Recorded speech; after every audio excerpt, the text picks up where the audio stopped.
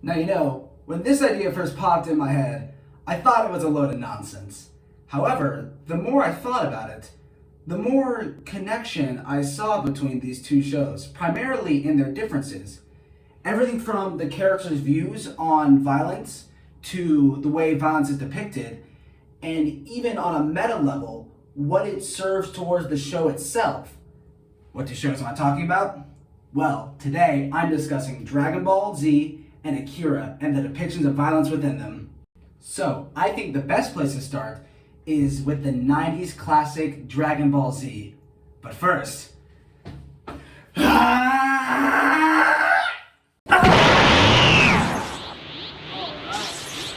Much better. So, let's talk Dragon Ball.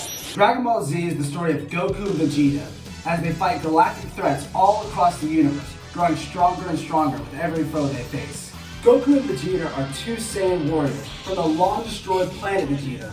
Both are extremely powerful fighters whose lives revolve around fighting. To them, fighting, training, and improvement is everything. Even without the presence of an enemy, the show takes its time to display the characters sparring with each other and working hard to improve themselves for the sole purpose that is their life's reason. But that's not to say that the show is nothing but training. No. When the fights really go down, it's a spectacular sight for the eyes. As when the fists fly, it's nothing but sheer unbridled power. Characters will fly all over the screen using different techniques and abilities, and new forms all over the place. These scenes are considered the highs of their respective arcs, and often depicted as a momentous occasion, presenting the violence within them as something to be celebrated and enjoyed as a form of entertainment. But you know what? Enough about Dragon Ball. I think it's time we move on to something a little bit more different.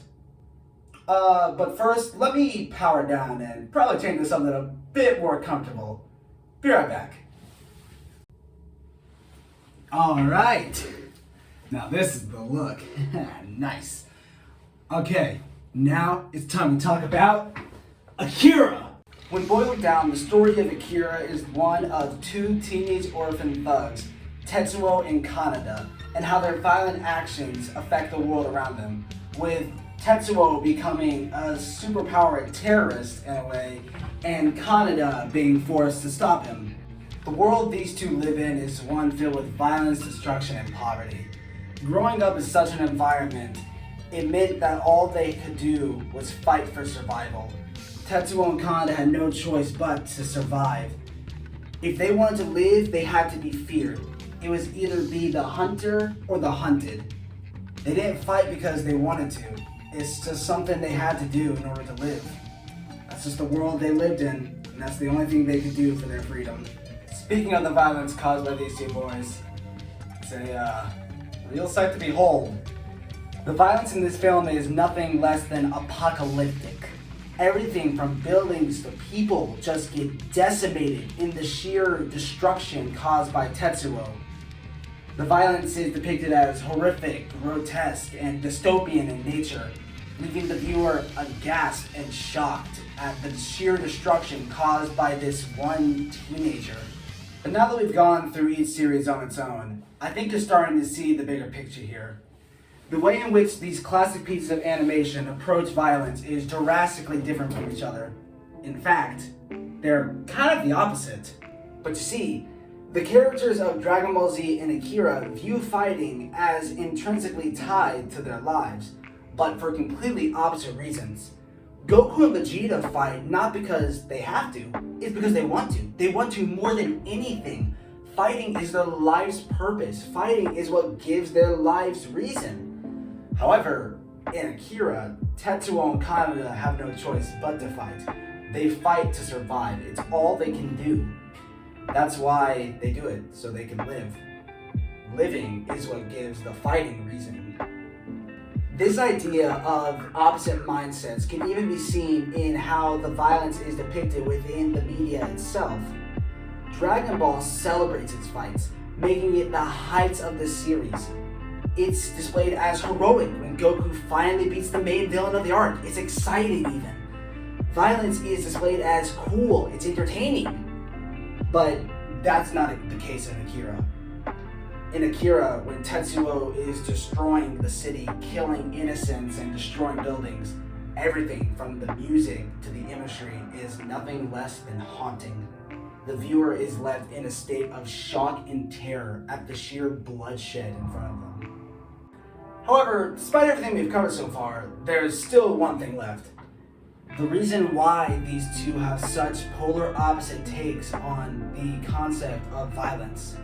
It all boils down to their respective main themes and ideas.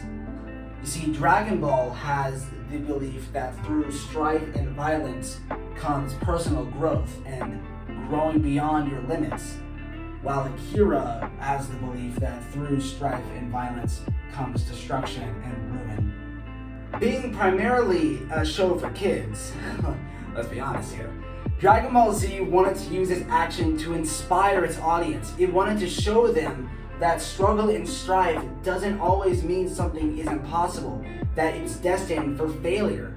It wanted to inspire kids to stand strong, train hard, and improve themselves, and that the fight of everyday life can be combated, that you can get through it.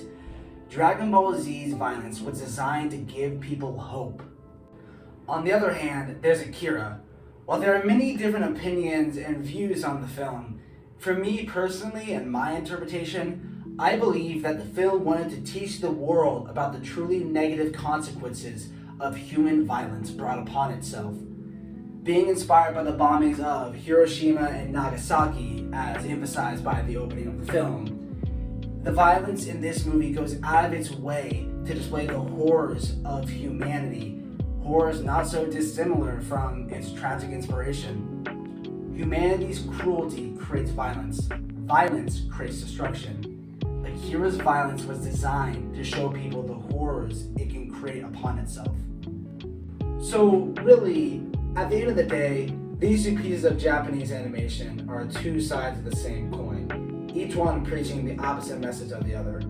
One violence is designed to give people hope, entertain them, while the other was made to bring them fear and show them horrors of violence, what can be done when we turn upon ourselves with it. But really, no matter which one you fall in line with more or which one resonates with you, one thing will never change. Violence isn't always just something used to make you look cool. No, violence can mean so much more. All you gotta do is look behind those flying fists and the cool explosions. Hey, thanks for watching.